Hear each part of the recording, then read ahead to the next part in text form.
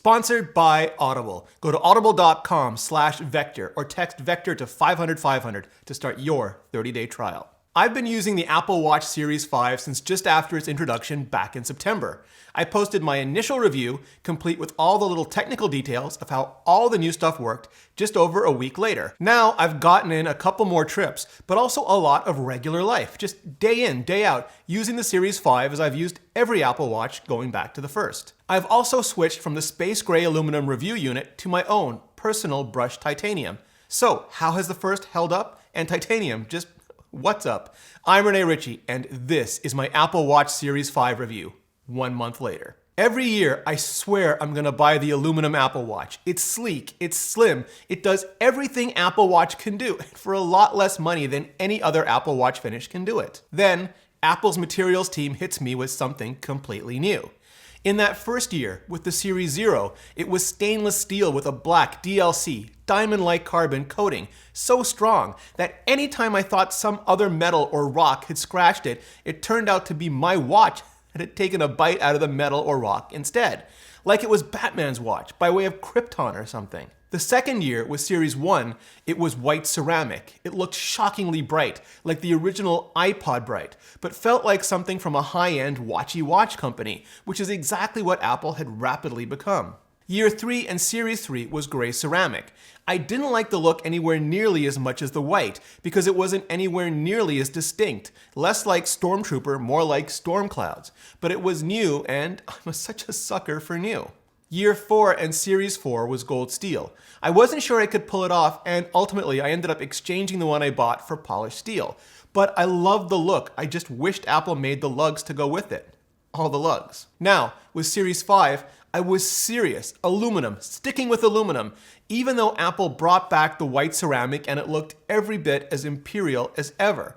But they also went and added something new again, titanium, both brushed and DLC black. And like I said, I am such a sucker for new.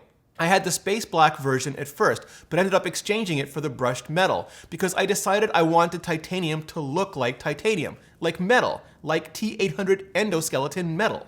They're both distinctive though, and neither really resembles their stainless steel counterparts. It's way lower key than the polished stainless steel, almost closer to the silver aluminum, so it's definitely not for the showy-offy, more for the confident chill. Same with the space black. It's not the same Batmobile black as the stainless steel, closer to the space gray aluminum, but with all the benefits of metal. The closest analogy I can come up with is stealth, just pure stealth. They're classified as Edition, which is the branding Apple has used for the highest end watches since the original 18-karat gold, and the subsequent ceramic lines, but they're barely more expensive than the stainless steel. They also come in Apple's new Watch Studio packaging, so you can choose your case finish and your band separately from a wide assortment of new sports bands, sport loops, even leather loops. The lower price and flexibility does come at a cost though. Unlike the early years of the Edition, they no longer come in any extra fancy box or with extra fancy accessories like the charging disc of Edition's old.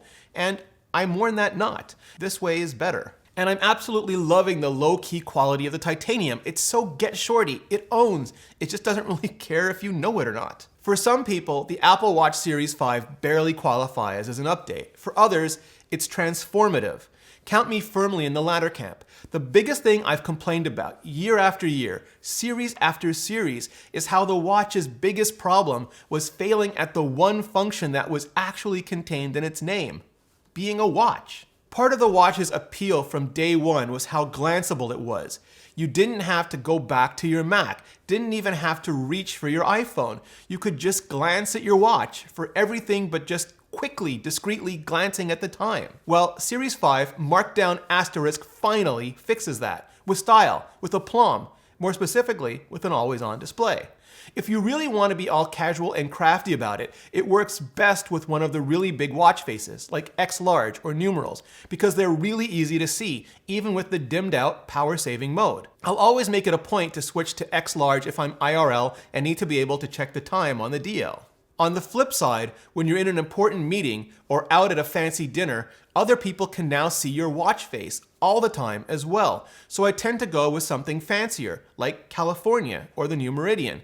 Yeah, it's totally shallow, but only in the most superficial way possible. I thought I wouldn't keep changing faces, that I'd get too lazy, that I'd just keep it on infograph modular, which is my workaday dashboard face. But I've been changing them up much more than previously, and I'd forgotten how much fun doing that really is. I haven't flipped the switch to blank out private health complications in always on mode, mostly because I don't use any of those complications beyond activity rings, and I don't care if anyone sees that, but I still love that it's a switch that can be flipped. So yeah, again, always-on smartwatches aren't new by any means, but Apple, as is often the case, really nailed the implementation. It's so good, I sometimes still forget when it's in always-on mode, and I need to turn or tap to return it to normal before I can check notifications. It's that well integrated. Maybe too well. I'd love something like macOS's pass-through, where a swipe would both wake it up and trigger the usual interaction in rapid succession. Battery life has been controversial with Series 5 to say the least. I know some people were getting much worse battery life than they did on previous Apple Watches, especially in the first week or two. Much, much worse. A lot of different theories got floated as to the cause, from the new cellular modem to the new noise app to the obvious, the always-on display. I personally did have some trouble with the connection between my Apple Watch and iPhone in the first day or two, which resulted in it draining quickly, especially while I was traveling.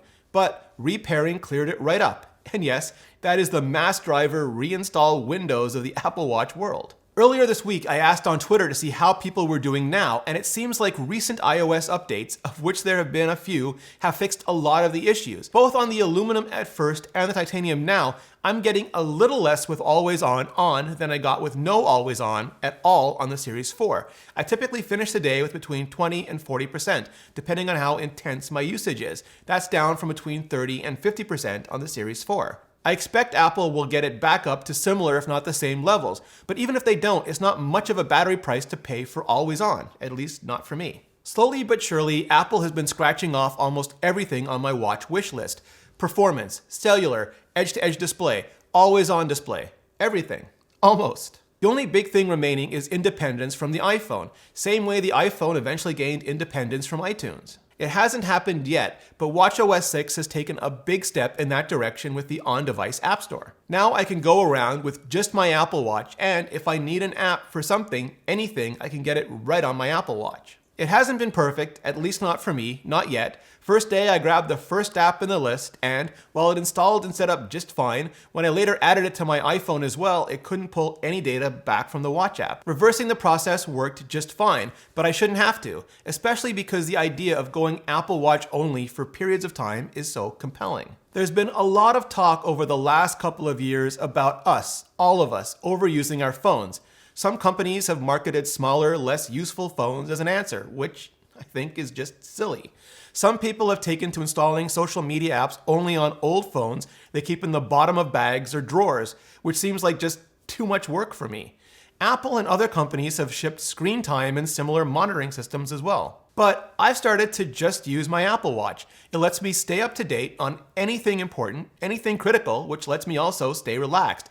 But it's also damn near impossible to get dragged into social on that tiny little wrist screen. I have sound turned off all the time and most notifications set to deliver quietly as well, so I get them on my terms, not theirs. Plus you get all the health and fitness benefits only the Apple Watch can really provide. Speaking of which, there are some health and fitness features, new and old, I still haven't explored enough to really review. I love the new life-saving feature, international emergency calling. Any Apple Watch with a cellular modem can now call for help in most places in the world, even without a cellular plan. But I've also just started exploring the quality of life-saving features, hydration, sleep tracking, fitness trends. A while back, I tore a bunch of ligaments in my ankle and it really slowed me down. That plus a hectic schedule really got me down. Last week, I downloaded a bunch of apps and set up a bunch of stats, and I'm gonna see what I can do with them and what they can do for me over the next couple of months. I'll do a what's on my Apple Watch and why if anyone really wants to see it, but I'll also report back when I do the 3-month review in early December. I like the compass on Apple Watch Series 5 more than I thought I would. I don't use the app, but I have put the complication on my regular walking watch face to glance at when I'm in a park and want to make triple sure I'm going in the right direction, which is something I often need to do. And I just plain love how much better it makes the watch at walking directions. There are some other new apps as well that, while not unique to Apple Watch Series 5, really round out the experience. I haven't used the new calculator app much yet, but I'm glad it's there. The nerd kid in me still wants a calculator watch face though, for fun. Voice memos are great. I've used third-party apps a ton, and while this is basic by comparison, it's always important to have the basics built in. The Noise app is both cool to look at just to see the complication bounce around so much, and empowering because I never realized how or where loud noise was impacting me, especially the door alarms at airports that seem to go off so always, so everywhere, and some of the music levels in restaurants as well. The Cycle app I asked my colleague Lori Gill about, and here's what she told me. It's a really great program. It's a really great feature to be added to the health app. I think more companies should be paying more attention to women's health. I love that Apple has included this. If I'm keeping track of when my cycle is happening every month, if something is different, if I have symptoms that I don't usually have, or if I miss a period or something like that, this allows me to keep track of that information so I can bring that to my doctor if I do start to think that there's something wrong with me.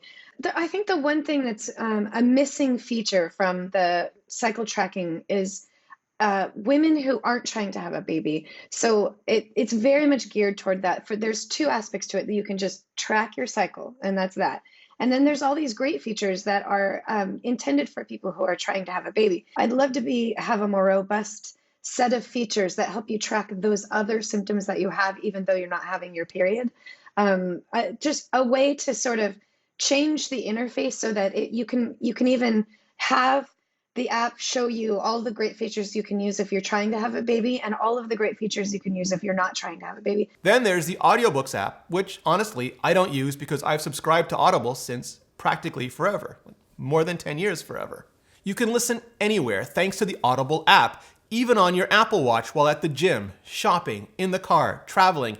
Anytime you can't read, you can listen with Audible. Right now, I've just started listening to The Ride of a Lifetime, Robert Iger's lessons learned from 15 years as the CEO of Disney. Not only did he inherit the Magic Kingdom, he bought Pixar and Marvel and Lucasfilm and Fox and was on Apple's board of directors until very recently. And that just puts him at the confluence, the epicenter of so many of my interests, and probably yours. Again, I just started it, and the beginning, no spoilers, but wow, it was not at all what I expected. And I'll let you know how it goes.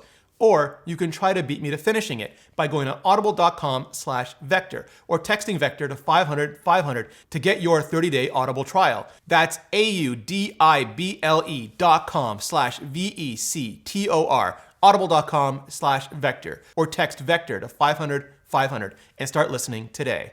Thanks Audible, and thanks to all of you for supporting the show. The vast majority of people don't upgrade their electronics year over year. That's something entirely invented by tech pundits in one breath so they can tell you not to do it in the next. Because of the always-on display, I can see a few people, especially in services industries, thinking Apple Watch Series 5 is a big enough deal to upgrade for, especially if they can sell their Series 4 for enough to make it a low-impact purchase. But I can see a lot more people upgrading from an early Apple Watch for the sum total of recent upgrades, especially rolling up connectivity from Series 3 and design from Series 4 with Always On from Series 5. And I can see even more people getting into Apple Watch for the first time with Series 5 because of Always On and the way it shows time. Meanwhile, I'd love to know what you think. Hit like if you do, subscribe if you haven't already, always on that bell gizmo so you don't miss the next show, and then hit up the comments and let me know. Apple Watch Series 5, got it, want it, or skipping it, and why? Thank you so much for watching. See you next video.